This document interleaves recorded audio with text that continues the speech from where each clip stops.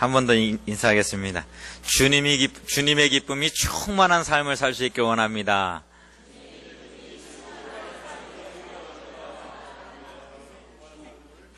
네. 오늘 헌신 예배를 드리는 우리 반려전도회를 통해서 우리 대안교회가 더 풍성하게 되는 은혜가 있을 줄 믿습니다. 반려전도회는 아멘을 안 해요. 오늘 헌신 예배를 드리는 반려전도회를 통해서 주님 몸 된 교회가 더 풍성한 은혜가 있기를 원합니다. 예, 지금 예배 시작한 지 10분, 12분이 지났습니다. 예, 여전도회마다 특징이 있는데 반려전도회 아주 빠르게 진행이 되는 것 같습니다. 그만큼 또 힘도 있고 앞으로 우리 대안교회 큰 기둥들로 세움받게 될 줄 믿습니다. 그 런던에 있는 왕궁에 그 포도나무가 한 그루 있었는데 한 해는 그 포도나무에 그 포도가 2000송이가 열렸답니다. 그러니까 도저히 이 포도나무에서 2000송이가 열릴 수 있는 그런 환경이 아닌데, 조건이 아닌데 그 포도나무에 막 너무나 많은 포도가 열리니까 이 왕실에서 이 전문가들을 불러갖고 연구하게 한 거예요. 어떻게 그렇게 많은 포도 열매가 맺었는가. 그래서 사람들이 막 연구를 합니다. 이런저런 조사를 해보는데 딱 발견한 게 저 멀리에 템즈강이 흘러가고 있는데 이 포도나무의 뿌리가 뻗고 뻗어서 그 해에 마침내 그 강바닥까지 뿌리가 뻗어 있더라는 거예요.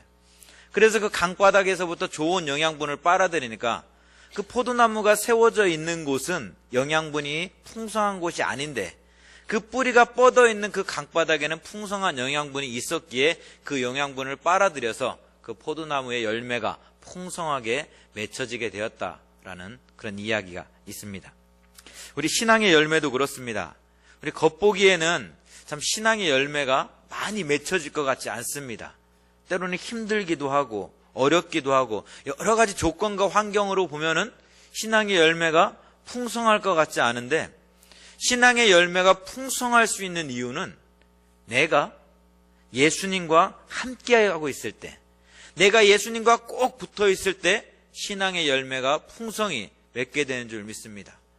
성령의 열매가 사랑과 희락과 화평과 오래 참음과 자비와 양성과 충성과 온유와 절제라 말씀하였는데 이 열매가 풍성히 맺을 수 있는 것은 내가 예수님과 꼭 붙어 있을 때라는 사실을 우리가 기억할 수 있기를 원합니다. 예수님은 십자가에 잡히시기 전 제자들에게 마지막 설교를 하십니다. 그 설교의 말씀이 요한복음 13장에서 16장까지의 말씀입니다. 그리고 그 설교를 마치시고 나서 이제 드리는 기도가 요한복음 17장의 말씀입니다. 그러니까 13장에서 16장까지는 한 편의 설교라 우리가 보시면 될 것 같습니다. 그리고 오늘 우리가 읽었던 요한복음 15장에 나오는 포도나무의 비유는 예수님께서 쭉 설교 말씀을 하시다가 이 설교를 좀 더 쉽게 제자들에게 이해시키기 위해서 이렇게 딱 들었던 비유의 말씀, 예화의 내용이라 우리는 생각하면 좋을 것입니다. 그럼 예수님은 왜 포도나무와 가지의 예화를 들었을까요? 요한복음 13장에서 16장까지의 그 설교 본문의 제목을, 어떤 주제를 하나 따오라 한다면 그 주제는 서로 사랑하라입니다. 13장부터 14장, 15장 계속해서 흘러가는 이 말씀을 쭉 따라가다 보면 우리는 한 가지 주제에 계속 이렇게 부딪히게 되는데 그거는 서로 사랑하라는 거예요. 새 계명을 주노니 서로 사랑하라는 거예요. 너희가 나를 사랑한다면 내 계명을 지켜라. 근데 그 계명을 지키는 게 뭔가 하고 봤더니 서로 사랑하는 거예요. 그래서 계속해서 서로 사랑하라, 사랑하라, 사랑하라 주님은 말씀을 하십니다. 근데 15장 후반부에서 16장은 그렇게 우리가 사랑하며 살아갈 때 세상은 너희들을 미워할 것이라 이야기합니다. 왜 그렇습니까? 서로 사랑하며 살아가는 것이 세상의 법이 아니기 때문에 그렇습니다. 서로 사랑하며 살아가는 것은 하늘의 법이기 때문에 그렇습니다. 세상의 법은 서로 사랑하면 바보가 됩니다. 서로 사랑하면 내가 성공할 수가 없어요. 내가 성공하기 위해서는 우리 지지난주에 같이 말씀을 나누었던 것처럼 옆에 있는 사람들을 밟고 일어서지 않으면 안 되는 거예요. 사랑한다고 해서 내 모든 걸 너에게 다 주면 그 사람은 늘 세상에서 뒤처지는 사람이 되는 거예요. 그것이 세상의 논리요 세상의 법입니다. 근데 하늘의 법은, 하나님의 법은 서로 사랑하라는 거예요. 내 것을 다 내어주면서까지도 사랑하라는 거예요. 원수까지도 사랑하라는 거예요. 그러니까 세상은 그렇게 살아가는 사람들을 미워하는 거예요. 세상의 논리가 가득해야 되는데, 그 세상의 지배가 가득해야 되는데 하늘의 지배를 받고 살아가는 사람들이 점점 늘어나는 거예요. 하나님 나라의 백성들이 점점 커져가는 거예요. 하나님의 나라가 점점 커져가는 거예요. 그러니까 세상은 서로 사랑하는 사람들을 싫어하는 거예요. 그래서 때로는 박해하고, 때로는 넘어뜨리고, 때로는 죽이고, 때로는 옥에 가두고, 그런 일들이 일어나는 것입니다.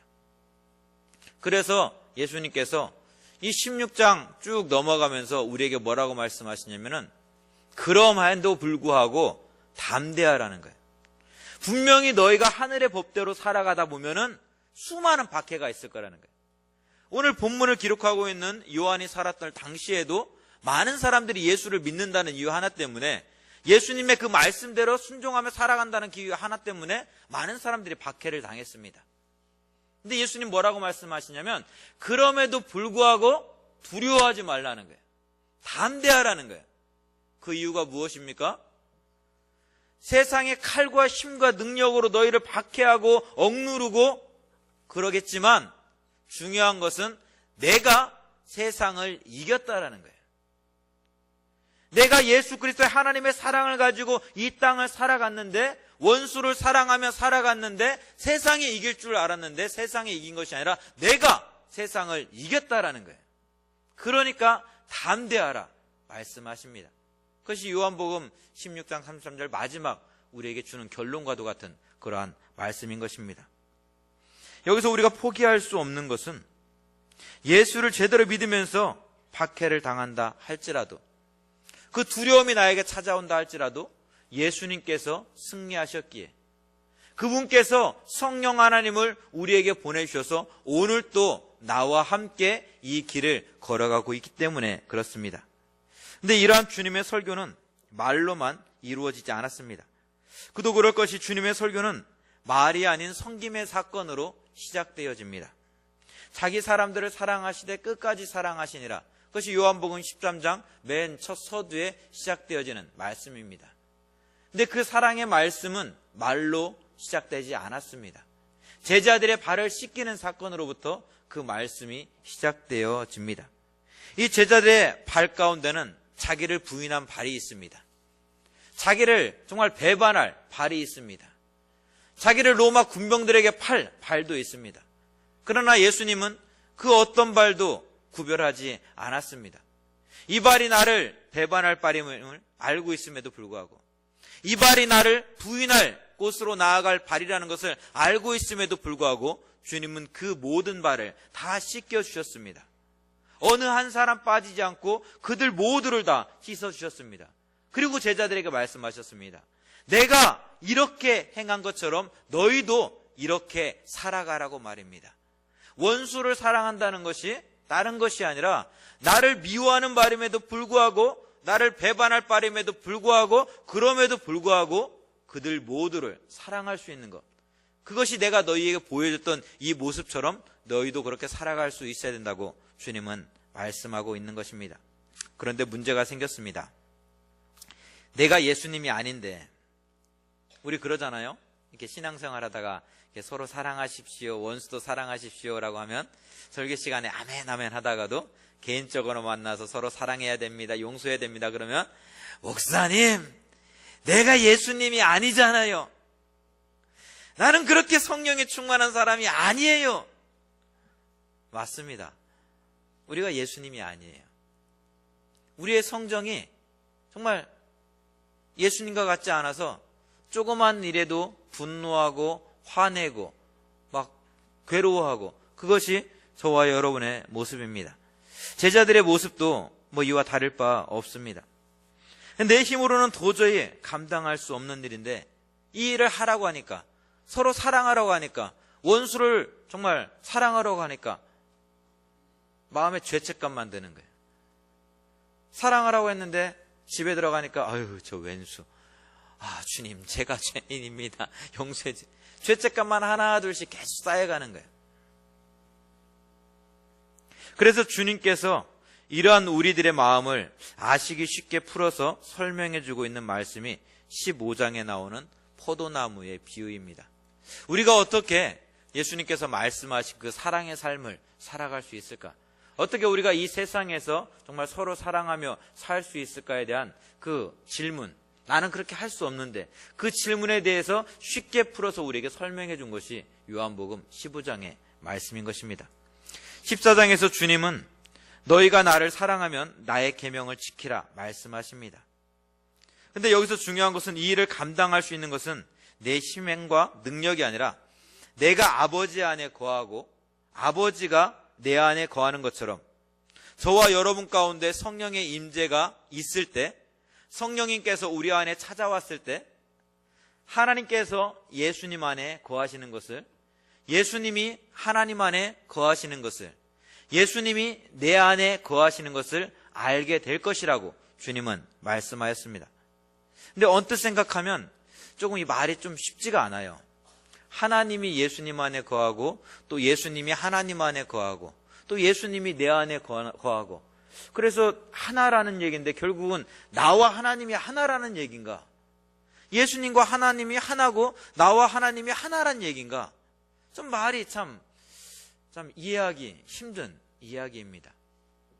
근데 하나님과 예수님은 분명한 서로 다른 인격체이십니다. 여러분들 마찬가지입니다. 각자 여러 사람들이 한 100여 명이 이 자리에 함께 예배드리고 있는데, 함께 예배드리고 있는 우리 모두는 각자의 인격이 하나씩 다 있습니다. 그런데 주님은 성령이 우리에게 임하실 때 하나님이 예수님 안에, 예수님이 하나님 안에, 예수님이 내 안에 거하시는 것을 알게 될 것이라고 주님은 말씀하고 있습니다. 근데 이 말씀을 포도나무 비유를 통해서 다시 한번 설명해 보겠습니다. 포도나무 비유에서 농부는 하나님이십니다. 그리고 포도나무는 예수님이십니다. 포도나무에 달려있는 가지는 저와 여러분입니다.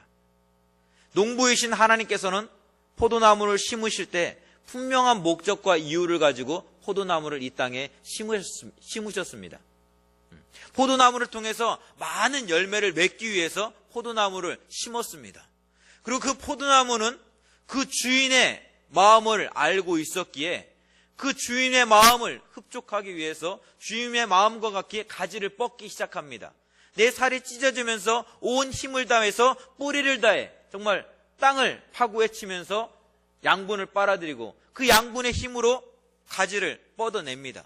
그 뻗어내는 이유는 한 가지입니다. 많은 열매를 맺게 하기 위해서입니다. 하나님의 뜻이 예수님을 이 땅에 보내신 것이 죽었던 저와 여러분을 살리시기 위해서였다면, 예수님은 그 하나님의 뜻을 이루시기 위해서 자기 몸을 십자가에 버리시고 피 흘려 몸버려 죽으셨습니다. 그래서 저와 여러분을 살려주셨습니다. 살 길을 열어주셨습니다. 포도 열매를 많이 맺을 수 있는 길을 열어주셨습니다. 그런데 이 가지가 열매를 안 맺는 거예요. 나는 놀러 가고 싶어. 그래가지고 하늘을 향해서 계속 뻗어가는 거야. 나는 잎사귀 내는 게 좋아 하면서 잎사귀만 막 가득 맺어놓는 거예요. 아, 나는 이것저것 다 귀찮아. 그냥 내 맘대로 할 거야. 막 이리 삐뚤 저리 삐뚤. 그럼 농부는 어떻게 할까요?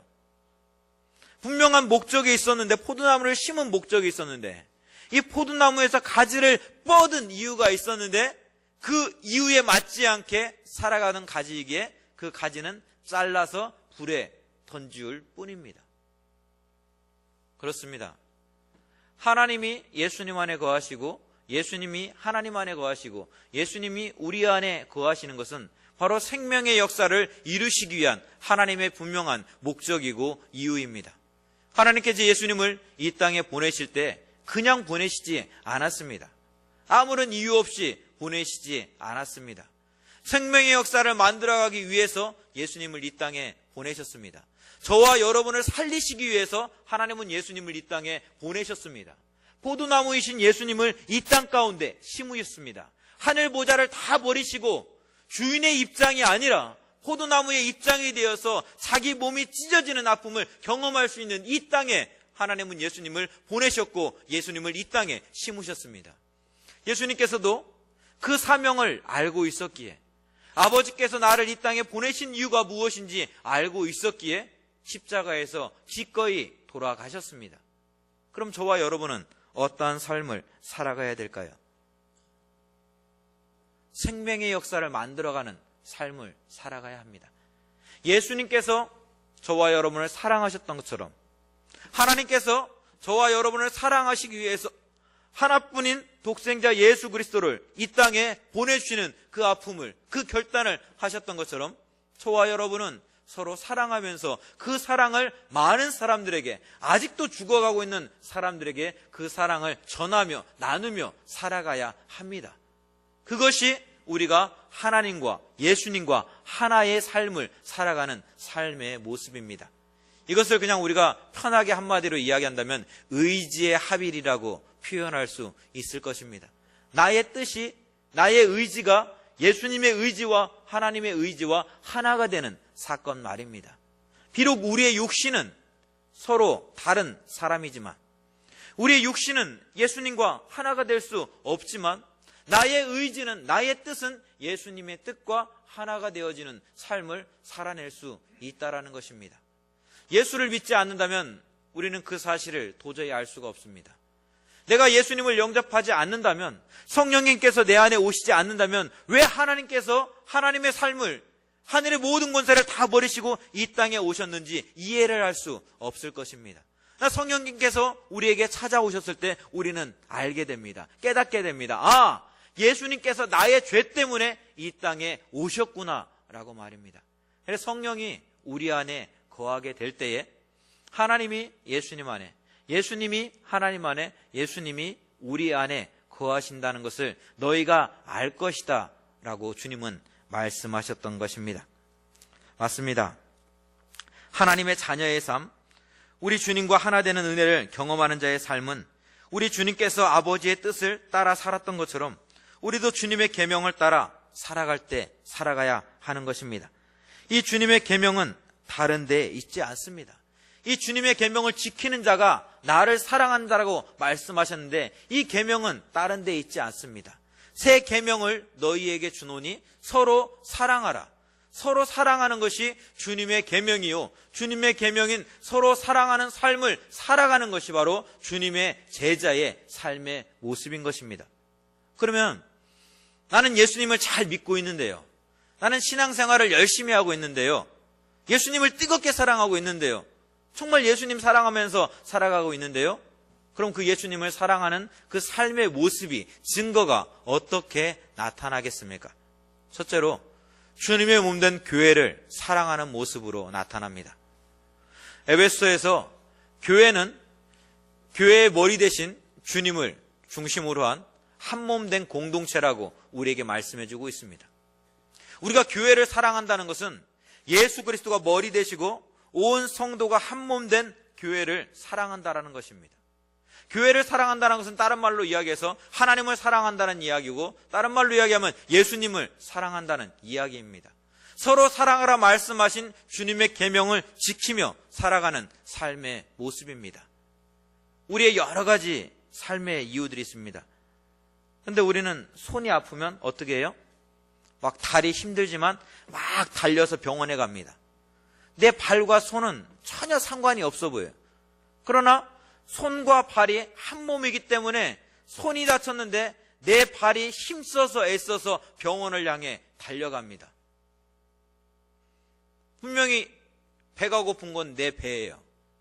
손이 배가 고픈 게 아니에요. 근데 배가 고프면 손으로 막 음식을 내서 내 입에다 음식을 집어넣습니다. 이 속에 있는 배가 배고프지 말라고. 왜 그렇습니까? 이 배와 손이 하나이기 때문에 그렇습니다. 한 몸 된 공동체라는 것도 그렇습니다. 하나님의 뜻이, 하나님의 뜻 가운데 하나 된 공동체라는 것도 그렇습니다.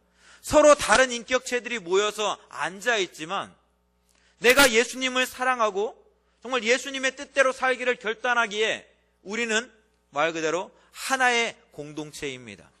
유기체적인 삶을 살아가고 있는 사람들입니다. 그렇기 때문에 내가 손을 미워한다는 것은 다른 말로 이야기하면 내가 내 자신을 미워한다는 이야기와도 똑같습니다. 내가 형제를 미워한다는 것은 정말 나와 다른 사람을 미워하는 것이 아니라 나 자신을 미워하는 삶을 살고 있다는 말과 똑같습니다. 그래서 내가 정말 하나님을 사랑하고 있는가, 정말 예수님의 뜻대로 살고 있는가, 이 말에 대해서 검증을 받고 싶다면 나는 얼마나 교회를, 대한교회를 나는 얼마나 사랑하고 있는가. 쉬운 말로 나의 뜻이 있습니다. 여러 가지 뜻이 있어요. 막 회의가 시작됐는데 여러 가지 뜻이 있다고 서로 막 논란이 일어납니다. 그런데 어느 한 사람이 이야기합니다. 우리 교회를 위해서 한번 생각해 봅시다 라고 이야기했을 때 내 마음과 맞지 않고 내 성질과 맞지 않고 내 머리로 도저히 이해할 수 없지만 나는 교회를 위한다는 그 말에 나의 그 모든 것을 다 십자가에 내려놓고 있는가? 아니면 그럼에도 불구하고 나의 목소리가 이 생각을 뛰어넘어가고 있는가? 모든 것을 내려놓고 있다면 나는 정말 교회를 사랑하는 사람입니다. 여러분은 정말 교회를 사랑하는 사람입니다. 예수님을 누구보다도 뜨겁게 사랑하는 사람입니다. 그러나 그렇지 않고 교회를 위한다는 그 생각을 뛰어넘어서 나의 목소리가 나오고 있다면 나는 예수님을 사랑한다고 이야기하면서 하나님을 사랑한다고 이야기하면서 하나님을 정말 예수님이 머리 대신 그 주님의 몸 된 교회를 사랑하지 않는 자의 삶을 살고 있는 것입니다. 종교개혁자 칼빈은 교회는 신자의 어머니다라고 이야기를 합니다. 교회를 통해서 우리는 믿음이 자라가게 됩니다. 교회를 통해서 말씀의 꼴을 얻어먹게 됩니다. 교회를 통해서 우리가 나아가야 될 천국의 모습이 무엇인지 우리는 이 땅에서 경험하게 됩니다. 마치 어머니가 우리에게, 어린 자녀들에게 정말 꼴과 양식을 먹으면서 우리의 삶을 키워내듯이 말입니다. 근데 자식이 건강해졌어요. 어머니가 나이 들어서 늙었어요. 이제 병 들었어요. 어떻게 해야 될까요?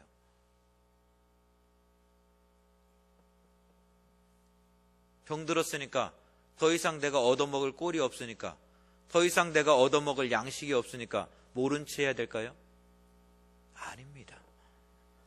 건강할 때 나에게 모든 것을, 정말 내 믿음이 이만큼 자라게, 내 신앙이 이만큼 자라게 우리 대한교회가 나의 삶을 이끌어 주셨다면, 대한교회가 조금 흔들리고 조금 어려울 때 오히려 나는 그 교회가 더 든든히 세워져 가기 위해서 내 육신의 부모를 향해서 내가 보약을 사보내고 내가 정말 안마개를 사보내는 것처럼 그렇게 교회를 사랑할 수 있어야 합니다. 그것이 우리가 주님의 몸 된 교회를 사랑하는 모습이요, 예수님을, 하나님을 사랑하는 삶의 모습입니다. 두 번째로 우리가 내가 예수님을 사랑하는가, 하나님을 사랑하는가 하는 그 문제에 대해서 우리가 검증받고 싶다면 내가 기도를 하고 있는가 아닌가를 살펴보면 됩니다. 기도는 하나님의 뜻에 나의 뜻을 맞추어가는 과정입니다. 그러니까 분명한 나의 뜻이 있습니다. 하나님, 정말 저는 집을 사고 싶어요 라는 나의 뜻이 있습니다. 기도의 제목이 있습니다. 근데 하나님의 뜻은 그러지 말고 이번에 내 자식 장가 가는데 집 사는 거 조금 뒤로 하고 장가를, 가정을 먼저 세우는 것이 중요하지 않겠니? 라고 말씀하십니다. 나는 집을 사고 싶은데 하나님은 자녀의 가정을 더 크게 세우는 것을 원하신다고 했을 때, 그 두 개의 뜻이 막 부딪혔을 때 나의 뜻을 하나님의 뜻과 맞추어가는 그 과정이 바로 기도의 과정입니다. 내가 하나님과 하나가 되기 위해서는 우리는 이 기도의 과정을 거치지 않으면 안 됩니다. 원수를 사랑하라고 주님 말씀하십니다. 그런데 우리가 흔한 말로 아멘 했습니다. 그럼 어떻게 해요? 가서 사랑해야 되죠. 근데 아멘 했는데 그 뒤에 하나의 멘트가 딱 들어가요. 주님이 힘 주시면, 주님이 성령 주시면. 그러면 다른 말로 이야기하면 내가 원수를 사랑하지 않게 되면 어떻게 돼요? 하나님이 나한테 성령을 안 주신 거예요. 힘을 안 주신 거예요. 그러니까 하나님이 잘못한 거예요. 근데 그게 아니에요. 기도는 처절한 몸부림이에요. 하나님, 내가 정말 저 사람을 사랑하고 싶은데 정말 사랑할 수가 없습니다. 근데 왜 당신은 사랑하라고 말씀하십니까? 그 문제를 가지고 막 시름시름 해야 돼요. 그러면 하나님, 내가 사랑하지는 못하는데 정말 욕은 하지 않고 살겠습니다. 그것만 해도 되겠지요? 그러면 하나님 뭐라고 할까요? 그래, 그렇게 한번 해보자. 하나님은 분명히 말씀하실 거예요. 내가 욕을 않고 막 살았어요. 하나님, 이제 욕을 않는 게 자연스러워졌어요. 이제는 내가 저 사람을 정말 이렇게 사랑하지는 않는데 미워하지는 않고 살아갈게요. 하나님 좀 도와주세요. 그렇게 한번 노력해 볼게요. 주님 뭐라고 할까요? 야, 너는 그것밖에 못하냐? 집사가 돼갖고? 그렇게 말씀하실까요? 그렇지 않습니다. 예수님께서 십자가에 돌아가시기 전날 밤 겟세마네 동산에서 기도하실 때 인간의 몸으로 이 땅에 오셨던 주님이시기에 십자가에서 죽는다는 것이 얼마나 큰 고통인지 주님은 알고 있었습니다. 그래서 하나님께 밤새워 몸부림쳐 기도합니다. 하나님, 저 살고 싶어요. 하나님, 저 살고 싶어요. 왜 내가 죽어야 됩니까? 하나님, 살려주세요. 내가 안 죽고도 하나님 하실 수 있지 않습니까? 안 죽고 하실 수 있는 방법이 있다면 하나님, 그 방법을 하나님 선택해 주세요. 나는 도저히 무서워서 두려워서 죽을 수 없습니다. 근데 하나님은 말씀 안 하시는 거예요. 얼마나 몸부림치면서 기도했으면, 여러분 막 긴급한 기도할 때 기도하신 적 있죠? 당장에 내일 어떤 큰 일을 해결해야 되는데 이 문제가 해결이 안 됐을 때 밤새 기도할 때 밤새 졸면서 기도하나요? 졸 정신이 없죠. 몸부림쳐 기도합니다.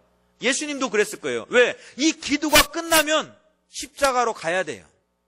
그러니까 어떻게든지 이 밤에 이 문제가 해결돼야 되기 때문에 주님은 그렇게 몸부림쳐 기도합니다. 근데 성경은 그 모습을 어떻게 표현하고 있냐면 땀방울이 핏방울이 되었다라고 성경은 우리에게 말씀하고 있습니다.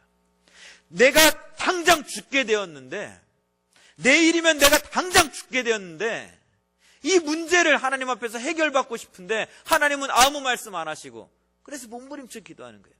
땀방울이 핏방울이 되도록. 근데 마지막 기도는 어떻게 끝나가고 있어요? 주님의 뜻이라면은 나의 뜻대로 하지 마시고 아버지의 뜻대로 되기를 원합니다. 그런데 이 속에서 체념이 아니에요. 포기가 아니에요. 기도를 하신 분들은 이 모습들을, 이 응답을 경험하셨을 것입니다. 분명히 내가 원했던 모습은 아니에요. 분명히 내가 바라고 내가 얻고자 했던 답은 아니에요.